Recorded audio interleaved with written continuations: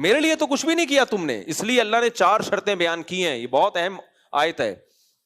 قرآن کہتا ہے جس کام کو میں کام کہتا ہوں نا, جس پہ آخرت میں کامیابی ملے گی, درجات بلند ہوں گے, اس کام میں 4 شرطیں ہیں. نمبر 1, ومن اراد الآخرۃ, سب سے پہلے ہر کام میں نیت کیا کی جائے؟ آخرت, اللہ کی رضا. اگر آپ جم بھی جا رہے ہو نا, ڈولے شولے بنا رہے ہو, اس میں بھی آخرت کی نیت ہوگی تو ثواب ملے گا, آخرت میں کام آئے گا. نہیں ملے گا, صرف مقابلہ بازی ہے, دوسروں کو دھاک جمانا کہ اسپیڈ بریکر میرے پاس اتنے بڑے بڑے آ گئے ہیں. اتنے بڑے بڑے اسپیڈ بریکر ہوتے ہیں پورے یوں کر کے, تو پھر کچھ بھی نہیں ہے. دنیا میں عزت مل جائے گی, شہرت مل جائے گی. اب آپ کہو بھائی آخرت کی نیت سے ورزش کیسے کی جائے؟ آخرت کی نیت سے ایسے کی جائے, سب سے پہلے اللہ کو طاقتور مومن کمزور سے زیادہ بولو محبوب. نمبر 2, آپ کی صحت اچھی ہوگی, دوسرے پہ بوجھ بولو نا جلدی جلدی, جملہ تو نہیں بنو گے. اللہ کو محتاج پسند ہے جو دوسروں کے ڈیپینڈ کر کے رہے, یا اوپر والا ہاتھ پسند ہے؟ اوپر والا ہاتھ. صحت مند آدمی خوش رہتا ہے, دوسروں کو بھی خوش رکھتا ہے.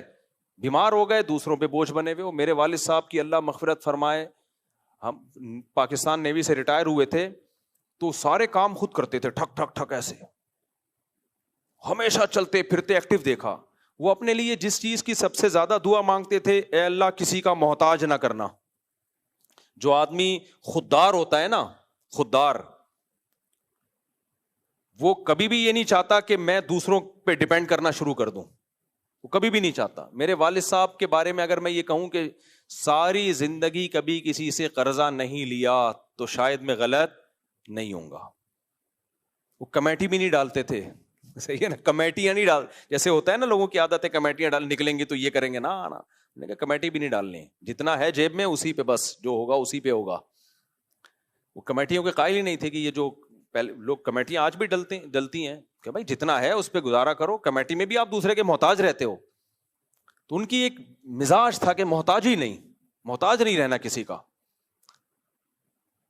آخری عمر میں مجھے یاد ہے فالج سے بچنے کی بہت دعا مانگتے تھے, کیونکہ 63 سال کی عمر تھی, اس میں جو ہے نا فالج کا بڑا خطرہ ہوتا ہے نا, تو وہ اس کی بہت پناہ مانگتے تھے, اللہ مجھے فالج سے بچانا. کیوں بچانا؟ مقصد کیا تھا بھائی؟ محتاج ہو جائیں گے ایک ایک چیز میں, کھانے پینے میں, تو چلتے پھرتے تھے بالکل فٹ فاٹ. میں مدرسے میں تھا, اطلاع آئی کہ والد صاحب کو فالج کا اٹیک ہوا ہے. تو میں نے کہا یار اب والد صاحب تو اتنی دعا مانگتے تھے, اللہ مجھے فالج سے بچانا. تھوڑی دیر میں اطلاع آئی کہ انتقال ہو گیا. تو مجھے لگا کہ اتنا تو کر لیا نا اللہ نے کہ بستر پہ نہیں لٹایا, نماز کے انتظار میں بیٹھے ہوئے تھے عشاء کی جماعت میں, وہیں فالج کا اٹیک ہوا ہے, اقامت ہو رہی ہے, اپنے پاؤں پہ چل کے آئے ہیں مسجد, ایسے تگڑ تگڑ, جیسے میری نہیں ویڈیوز آ رہی ہوتی ٹھین ٹھین یوں جا رہا ہوں ایسے والد صاحب کی بڑی کڑک چال تھی. میری تو ایسی نہیں ہے لیکن بہت کڑک چال تھی والد صاحب کی. آواز بھی بڑی خاندانی رکھی ہوئی تھی انہوں نے, کوئی کہہ نہیں سکتا تھا کہیں سے بھی ان میں بڑھاپے کے اثرات ہیں. تو بیٹھے مسجد میں اور فالج ہوا اور اقامت ہو رہی ہے, تو ان کو اندازہ ہو گیا بھائی میرا دھڑ کام کرنا چھوڑ دیا ہے. تو اشارہ کیا کہ لوگوں کو نا کہ آپ لوگ جاؤ, تو اٹھا کے ایمبولینس میں لے گئے, بالآخر ڈیتھ ہو گئی چند یعنی تھوڑی دیر میں. تو مجھے ایک اندازہ ہوا بھائی دیکھو اللہ نے محتاجی سے بچا لیا, خاتمہ بھی اچھا کر لیا اللہ تعالیٰ نے. تو طاقتور اگر آپ ہوگے تو دوسروں کے محتاج بولو نہیں ہو. اس نیت سے آپ جم جاؤ, اس نیت سے آپ جاگنگ کرو, ایکسرسائز کرو کہ بھائی صحت اچھی ہوگی, محتاج کس کا رہوں گا؟ اللہ کا. دوسروں کی مدد کروں گا, بلکہ دوسرے بیماروں کی مدد کروں گا. دیکھو جہاز میں اناؤنسمنٹ ہوتی ہے, دوسرے کے آکسیجن ماسک لگانے سے پہلے کس کے لگائیں؟ اپنے لگائیں. جہاز میں نا اکثر جب بھی آپ بیٹھتے ہیں جہاز میں اناؤنسمنٹ ہوتی ہے, اگر یوں ہو گیا تو اس دروازے سے نکل کے بھاگنا ہے, یہ اگر خدا نخواستہ حادثہ ہو گیا تو یہ کرنا ہے. پہلی دفعہ آدمی جہاز میں بیٹھتا ہے سب کچھ غور سے سن رہا ہوتا ہے, اگر یہ ہو گیا تو یوں کرنا ہے, یہ ہو گیا تو عادی ہو جاتا ہے نا, تو پھر بھول جاتا ہے وہ. پھر جب حادثہ ہوتا ہے اس کو پتہ ہی نہیں ہوتا نکلنا کہاں سے ہے. تو اس میں یہ ہدایات لازمی دی جاتی ہیں. جب بھی آپ جہاز میں بیٹھو گے اناؤنسمنٹ ہوتی ہے کہ اگر آکسیجن کی کمی ہو گئی, فضا میں آکسیجن نہیں ہوتی, مصنوعی آکسیجن دی جاتی ہے, تو آکسیجن ماسک اوپر سے گرے گا, آپ کا بچہ ساتھ میں بیٹھا ہوا ہے ادھر بھی ماسک گرے گا, تو پہلے بچے کے نہیں لگانا ماسک, پہلے کس کے لگانا ہے؟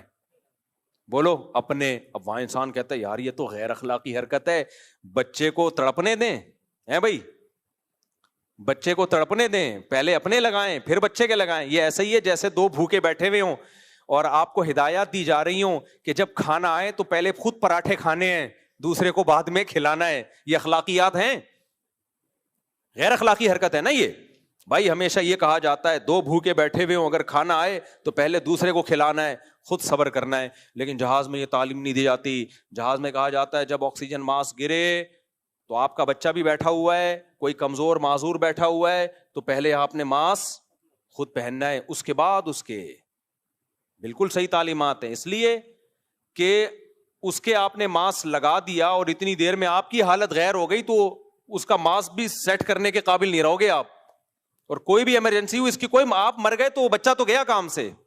جو سرپرست ہی تو سرپرست سب سے پہلے خود اپنے آپ کو اسٹیبل کرے تاکہ پھر دوسرے کو کی مدد کرنے کے وہ قابل ہو جائے.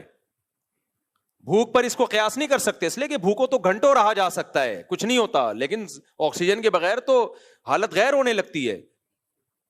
تو فوراً تھوڑی مر جائے گا آپ کا بچہ. آکسیجن کی کمی سے پہلے اس کا دماغ معاف ہوگا. تو آپ کا دماغ اگر معاف ہو گیا تو آپ اس کی مدد کیسے کرو گے؟ پہلے اپنے دماغ کو بچاؤ. لگ گئی اس کا, ابھی دماغ تھوڑا خراب ہوا ہے تو کوئی بات نہیں, آکسیجن لگا دو گے وہ ریورس ہو جائے گا, وہ سیٹ ہو جائے گا. تو یہاں بھی ایسا ہی ہے. شریعت کہتی ہے بھائی صحت, اتنا نبی صلی اللہ علیہ وسلم کی صحت پر ترغیبات ہیں. میں نے اس پر 2 گھنٹے کا آڈیو بیان کیا تھا 2014-15 میں کہ اسلام صحت کو کتنا زیادہ فوکس کرتا ہے. اور بخاری کی حدیث ہے. آج ڈاکٹر کہتے ہیں موٹاپا بہت بڑی بیماری ہے, موٹاپا بہت, یہ تو اب ریسرچ سے ثابت ہوا نا. پہلے تو جو جتنا موٹا ہوتا طاقتور سمجھا جاتا تھا. آج سے 50-60 سال پہلے طاقت کا مطلب ہی یہ تھا کہ چلے تو زلزلہ آئے زمین پہ, اور اسی کو حسن و جمال بھی سمجھا جاتا تھا. او بڑا. بخاری کی حدیث کیا ہے؟ نبی صلی اللہ علیہ وسلم نے ارشاد فرمایا کہ سب سے بہتر میرا زمانہ خیر القرون قرنی ثم الذین یلونہم ثم الذین یلونہم, سب سے بہتر میرا زمانہ, پھر اس کے بعد والا, پھر اس کے بعد والا, پھر اس کے بعد امت میں خرابیاں آئیں گی. تو آپ نے 2 خرابیوں کو ہائی لائٹ کیا.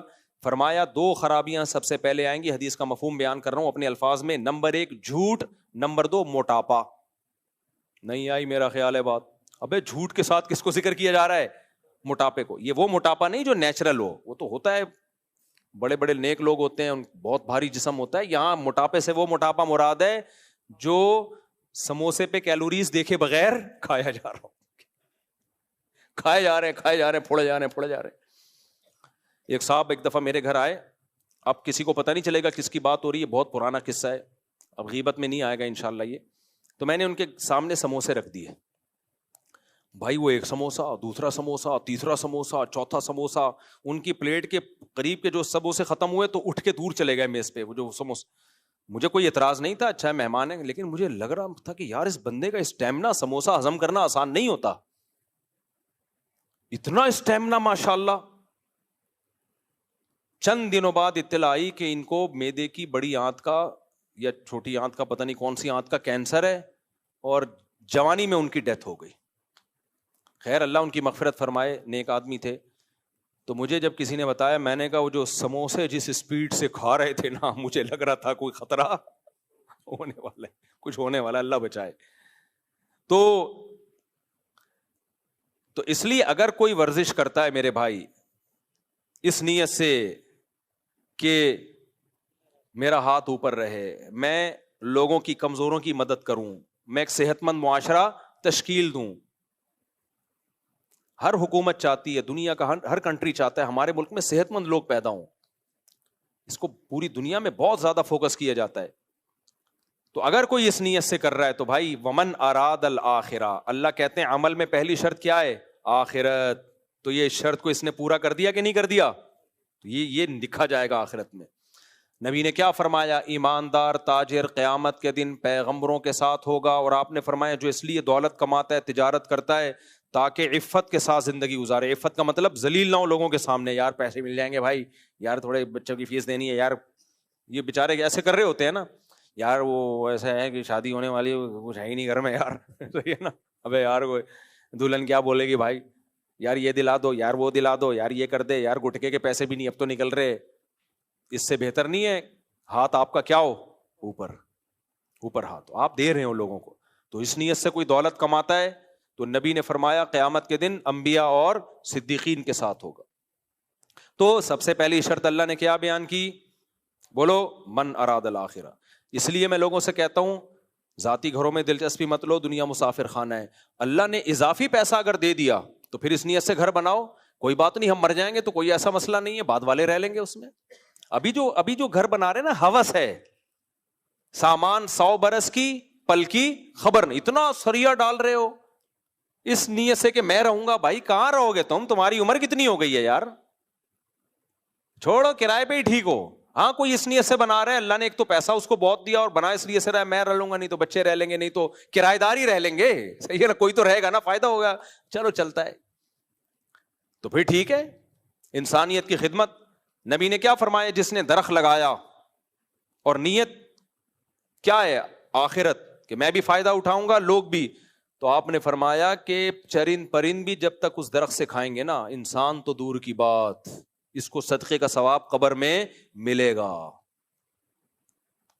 صدقے کا ثواب قبر میں ملے گا. چرند پرند بھی جب تک کھائیں گے, کتنی بڑی فضیلت ہے بھائی. اللہ شکور ہے, شکور کہتے ہیں قدردان, وہ ضائع تھوڑی کرتا ہے. تو نیت ٹھیک کر لو میرے بھائی. تو پہلی شرط اللہ نے کیا بیان کی ہے؟ بولو آخرت. شادی بھی کرو آخرت کی نیت سے. آپ کو ہمیں تو پسند آئی بھی اس چکر میں کر رہے ہیں بھائی. بعض لوگ ٹھڑک پوری کر رہے ہوتے ہیں وہ کہ ہم کیسے نیت کریں آخرت کی. نیت کی جا سکتی ہے, نیت ایسی چیز ہے 2 منٹ میں چینج ہوتی ہے. دیکھو آپ 4 رکعت پڑھ رہے ہو ظہر کی, ابھی جماعت کھڑی نہیں ہوئی یا جماعت ہو چکی ہے فار ایگزامپل, آپ 4 رکعت سے پہلے نیت کر سکتے ہو 4 سنت. ایک دم آپ کو خیال ہوا کہ یار 4 سنتیں پڑھی تو میری ٹرین نکل جائے گی, فوراً نیت چینج کر دو, کیا پڑھ رہا ہوں؟ 4 فرض. حالانکہ دونوں بالکل ایک جیسے ہیں, وہی 4 سنت تھی, نیت سے کیا بن جائے گی؟ 4 فرض بن جائیں گے. وہ 2 منٹ میں 4 فرض بن جائیں گے وہ. تو نیت چینج کی جا سکتی ہے. آپ درخت لگا رہے ہو, ویسے ہی لگا رہے ہو ماحول درست کرنے کے لیے, آپ بولو بھائی میں درخت اس لیے لگا رہا ہوں, مجھے بھی فائدہ ہوگا, انسانوں کو بھی فائدہ ہوگا, ہوا میں آکسیجن کا لیول بڑھے گا. اور میں شادی کر رہا ہوں, خوبصورت لڑکی سے شادی کر رہا ہوں, ایک ٹھڑک پوری کر رہا ہوں, کوئی بات نہیں, آپ اسی ٹھڑک میں نیت کیا کر لو آخرت کی. بھائی میں اس لیے کر رہا ہوں کہ یہاں میں نے شادی کی, میں زنا سے بچا رہوں گا ہمیشہ, اور اگر ابا نے میری وہاں کرا دی وہ مجھے سیٹسفائی نہیں ہوں گا تو میری توجہ کہاں جائے گی. تبھی تو میں اباؤں سے کہتا ہوں انسان کے بچے, استغفر اللہ, ابا کو ایسا نہیں کہنا چاہیے, بچے کی چاہت بھی تو دیکھو. اگر آپ نے اس کی مرضی کے بغیر کرا دی, وہ سیٹسفائی ہوگا نہیں, پھر گند میں منہ مارے گا, جا کے زنا کرے گا, ادھر ادھر جائے گا, تو اس کی چاہت کا بھی تو خیال کرو نا. تو نبی صلی اللہ علیہ وسلم نے فرمایا کہ جب آدمی اپنی زوجہ سے خواہش پوری کرتا ہے اس پہ بھی اجر ملتا ہے. صحابہ نے کہا یا رسول اللہ اس پہ کیا اجر, وہ تو خواہش پوری کر رہا ہے. آپ نے فرمایا وہ زنا کے ذریعے بھی تو کر سکتا تھا, یہ وہ برائی بھی تو کر سکتا تھا. پھر آپ نے فرمایا تعجب سے کہ تم کیا بات ہے, برائی کو برائی خیال کر رہے ہو, اس پہ بولو گناہ ملے گا اور حلال پہ ثواب نہیں ملے گا, یہ اللہ سے یہ امکان ہے بھائی. یعنی یہ تو بڑا ظالم معاذ اللہ اللہ ہو گیا کہ اللیگل پہ اللہ گناہ تو دے رہا ہے, لیگل پہ کوئی اپریشیٹ نہیں کر رہا. وہ یہ کیسے ہو سکتا ہے بھائی؟ آپ ٹائم پہ ٹیکس دیتے رہے تو گورنمنٹ بھی تو کچھ بینیفٹس آپ کو دیتی ہے کہ نہیں دیتی؟ کیوں؟ تاکہ ٹیکس چوروں سے اور ٹیکس دینے والوں کا حساب برابر بولو نہ ہو. اب آپ نے ہر وقت آپ ٹیکس دے رہے ہیں, گورنمنٹ آپ کو اس ٹیکس دینے پر, فائلر ہونے پر کوئی سہولت نہیں دے رہی, کہیں کوئی پروٹوکول نہیں دے رہی, تو آپ کہیں گے پھر میں ٹیکس چوری اچھا تھا. کیا خیال ہے بھائی؟ میں ٹیکس چوری اچھا تھا نا.